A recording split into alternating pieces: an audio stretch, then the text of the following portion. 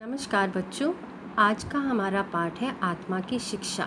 शिक्षा का अर्थ है अध्ययन करना और आत्मा का अर्थ है अच्छे चरित्र का निर्माण करना, अपने अंदर सद्गुणों का विकास करना। सद्गुण अर्थात अच्छे गुणों का विकास करना। आत्मा की शिक्षा जो पाठ है वो महात्मा गांधी द्वारा लिखित उनकी आत्मकथा का एक अंश है, जिसमें उन्होंने अपने जीवन के बारे में लिखा है। ये पाठ महात्मा गांधी द्वारा लिखित उनकी आत्मकथा का एक अंश है। आत्मकथा अर्थात अपने जीवन की कथा। अंश का अर्थ है हिस्सा या भाग। इसमें आश्रम में आने वाले विद्यार्थियों को दी जाने वाली शिक्षा का उल्लेख किया गया है। आश्रम अर्थात मठ, जहाँ पर पुराने ज़माने में बालकों को पढ़ने के लिए भेजा जाता था।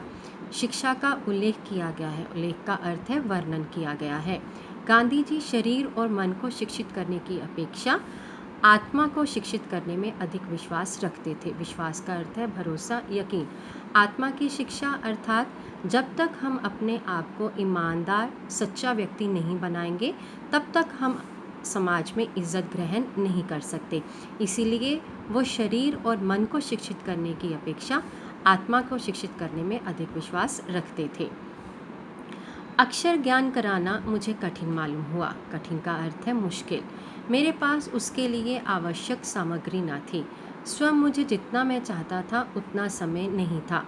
मुझ में उतनी योग्यता न थी। शारीरिक काम करते करते मैं थक जाता था और जिस समय थोड़ा आराम करने की ज़रूरत होती, उसी समय पढ़ाई के वर्ग लेने होते थे। महात्मा गांधी जी इस गद्यांश में कहते हैं कि जब वो बच्चों को, अपने आश्रम में जो बच्चे थे उनको पढ़ाने के लिए जाते थे, तो उन्हें अक्षर ज्ञान देना उन्हें मुश्किल मालूम होता था, क्योंकि उनके पास उनके लिए, उन बच्चों को पढ़ाने के लिए ज़रूरी जो सामग्री नहीं थी। आवश्यक का अर्थ है ज़रूरी। लेकिन कहते कि जितना वो चाहते थे उतना वो समय नहीं दे पाते थे, क्योंकि उनमें काबिलियत नहीं थी, योग्यता नहीं थी। किस आधार पर? क्योंकि वो शारीरिक काम करते थे। जैसे हमें पता है कि वो दिन में एक बार चरखा ज़रूर काटते थे, बाकी भी वो शारीरिक काम करते करते थक जाते थे, जिसके कारण वो थोड़ा आराम करना चाहते थे। लेकिन उसी समय उन्हें आश्रम में पढ़ने आए बच्चों को पढ़ाने जाना पड़ता था। आश्रम में अक्षर ज्ञान के लिए अधिक से अधिक 3 घंटे रखे गए थे। हर एक बालक को उसकी मातृभाषा द्वारा ही शिक्षा देने का आग्रह था। सबको अंग्रेज़ी भी सिखाई जाती थी। इसके अतिरिक्त गुजरात के हिंदू बालकों को थोड़ा संस्कृत का और सब बालकों को हिंदी का परिचय कराया जाता था। इतिहास, भूगोल और अंकगणित सबको सिखाया जाता था।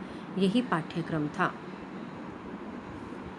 इसमें महात्मा गांधी जी, इस गद्यांश में महात्मा गांधी जी कहते हैं कि आश्रम में जो बालक आए हुए थे पढ़ने के लिए, उनको पढ़ाने के लिए पूरे दिन में 3 घंटे रखे गए थे और हर एक बालक को उनकी मातृभाषा अर्थात जो हम घर में अपने माँ के द्वारा बोली हुई भाषा को सुनते हैं, उसी के द्वारा ही सिखाया जाता था।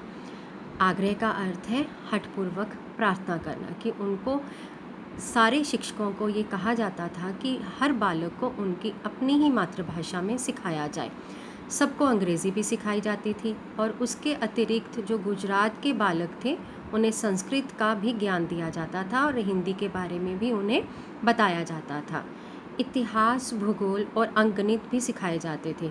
इतिहास अर्थात व्यक्ति, समाज, देश की महत्वपूर्ण घटनाओं का कालक्रम अर्थात समय और तारीख के साथ पूरा विवरण देना।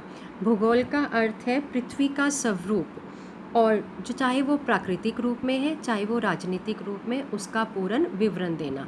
और अंकगणित सबको सिखाया जाता था। अंकगणित जिसमें हम संख्याओं का हिसाब किताब करते हैं, यही पाठ्यक्रम था। पाठ्यक्रम का अर्थ होता है किसी कक्षा की शिक्षा हेतु पाठ्य सामग्री।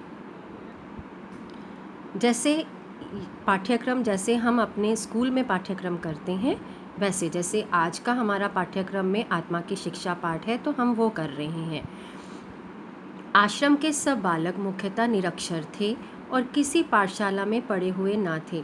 मैंने सिखाते सिखाते देखा कि मुझे उन्हें सिखाना तो कम ही है, ज़्यादा काम तो उनकी आलस छुड़ाने और उनमें स्वयं पढ़ने की रुचि जगाने और उनकी पढ़ाई पर निगरानी रखने का ही है। इस गद्यांश में महात्मा गांधी जी कहते हैं कि आश्रम में जितने भी बालक पढ़ने के लिए आए थे, उन्हें किसी भी प्रकार का कोई ज्ञान नहीं था। वो अनपढ़ थे और किसी पाठशाला में पढ़े हुए ना थे, अर्थात वो किसी भी विद्यालय में कभी भी गए नहीं थे।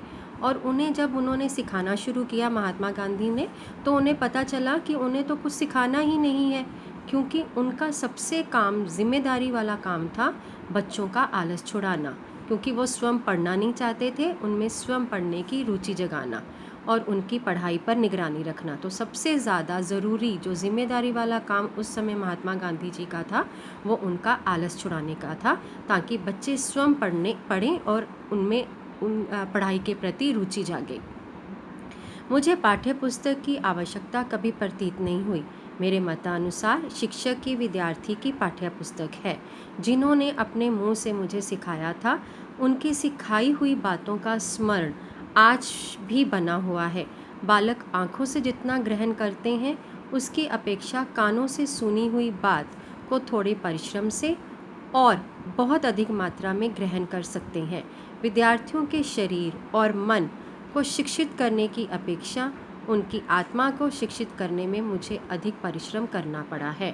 इस गद्यांश में महात्मा गांधी जी कहते हैं कि जब उन्होंने बालकों को पढ़ाना शुरू किया, तो उन्हें पाठ्य पुस्तक अर्थात पढ़ने वाली पुस्तक आवश्यकता कभी भी महसूस नहीं हुई। आवश्यकता का अर्थ है ज़रूरत, क्योंकि महात्मा गांधी के मत के अनुसार ये था कि विद्यार्थी जो है, शिक्षक की कही हुई बातों को, सुनी हुई बातों को अच्छी तरह से याद कर सकते हैं। क्योंकि बालक जितना आँखों से ग्रहण करते हैं, ग्रहण का अर्थ है लेने की क्रिया, जैसे मैं बोल रही हूँ, आप उसको सुनकर ग्रहण कर रहे हैं। तो जितना विद्यार्थी ग्रहण सुनकर करते हैं, उतना आँखों से नहीं कर पाते। इसीलिए कहते हैं कि अगर आप सुनी हुई बातों को पूरा लगन और परिश्रम के साथ ग्रहण करते हैं, तो आप अच्छी तरह से पूर्ण रूप से शिक्षित हो सकते हैं।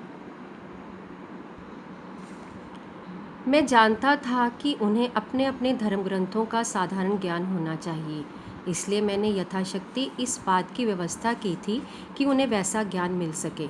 इसे मैं बुद्धि की शिक्षा का अंग मानता हूँ। आत्मा की शिक्षा एक भिन्न ही विभाग है। आत्मा का विकास करने का अर्थ है चरित्र का निर्माण करना, ईश्वर का ज्ञान पाना, आत्मज्ञान प्राप्त करना। इस ज्ञान को प्राप्त करने में बालक को बहुत अधिक मदद की ज़रूरत होती है और इसके बिना दूसरा ज्ञान व्यर्थ है, हानिकारक भी हो सकता है, ऐसा मेरा विश्वास था। इस गद्यांश में महात्मा गांधी जी कहते हैं कि उनके आश्रम में जितने भी विद्यार्थी या बालक थे, वो अलग अलग धर्मों से संबंध रखते थे। इसीलिए वो चाहते थे कि उनको अपने धर्म ग्रंथ का पूर्ण ज्ञान हो। धर्म ग्रंथ अर्थात किसी धर्म का आधार ग्रंथ, जो कि उनके धर्म का आधार होता है, जिसके अनुसार वो अपना आचरण करते हैं। इसीलिए महात्मा गांधी जितनी भी कोशिश कर सकते थे, उन्होंने कोशिश की ताकि विद्यार्थियों को पूर्ण रूप से शिक्षित कर सके, उन्हें पूर्ण रूप से ज्ञान दे सके। यथाशक्ति का अर्थ है शक्ति भर और व्यवस्था का अर्थ है प्रबंध या इंतज़ाम करना। महात्मा गांधी जी मानते हैं कि बुद्धि के बिना शिक्षा जो है वो अधूरी है, क्योंकि जिस व्यक्ति के पास बुद्धि होगी वो ही अच्छी तरह से पूर्ण रूप से शिक्षित हो सकता है। आत्मा की शिक्षा एक भिन्न विभाग है, क्योंकि हम अक्षर ज्ञान के द्वारा शिक्षा अर्जित कर सकते हैं, हम पा सकते हैं, लेकिन जब तक हमारे अंदर आत्मा की शिक्षा अर्थात हमारे अंदर नैतिक मूल्य नहीं होंगे, हम चरित्र निर्माण की ओर नहीं बढ़ेंगे, हम पूर्ण रूप से सफल नहीं हो सकते। आत्मा का विकास करने का अर्थ है चरित्र का निर्माण। चरित्र का निर्माण मतलब कि आप अपने चरित्र में, अपने आचरण में सच्चाई और ईमानदारी लाएं, ताकि आपका और समाज का भला हो सके। ईश्वर का ज्ञान प्राप्त करना, जो चरित्र निर्माण, जो सच्चाई के रास्ते पर चलता है, ईश्वर उसका हमेशा साथ देते हैं, इसलिए ईश्वर का ज्ञान हमें प्राप्त हो जाता है। आत्मज्ञान प्राप्त करना, हम किस रास्ते पर जा रहे हैं, बुराई के रास्ते पर कि सच्चाई के रास्ते पर, ये हमें अंदर से मालूम पड़ना शुरू हो जाता है जब हम आत्मा की शिक्षा ग्रहण करते हैं। कहते हैं कि इस ज्ञान को प्राप्त करने में बालक को बहुत अधिक मदद की ज़रूरत होती थी। किसी भी व्यक्ति को जब तक वो आत्मा की शिक्षा ग्रहण नहीं करता, हम उसकी मदद नहीं कर सकते। इसके लिए शिक्षक को चाहिए कि वो अपने विद्यार्थियों को पूर्ण रूप से ईमानदारी और सच्चाई के रास्ते पर चलने की शिक्षा दे। कहते कि अगर आत्मा की शिक्षा हम पूर्ण रूप पर नहीं ग्रहण करते तो हमारा अक्षर ज्ञान जो है वो बिल्कुल निरर्थक का अर्थ है बिना किसी अर्थ के, जिसका कोई अर्थ नहीं होता, कहते व्यर्थ है। ये हानिकारक भी हो सकता है, ये हानिकारक भी हो सकता है, क्योंकि जो भ्रष्ट व्यक्ति होगा वो समाज के लिए भी हानिकारक है और उसका अपना जीवन भी भ्रष्ट रास्ते पर चलेगा तो वो समाज को और अपने आप को बुराई के रास्ते से हटा नहीं पाएगा। ऐसा महात्मा गांधी जी का विश्वास था। आज हम अपना पाठ यहीं तक करेंगे और दूसरा वीडियो जो है आपको भेज दिया जाएगा बाद में। धन्यवाद बच्चों।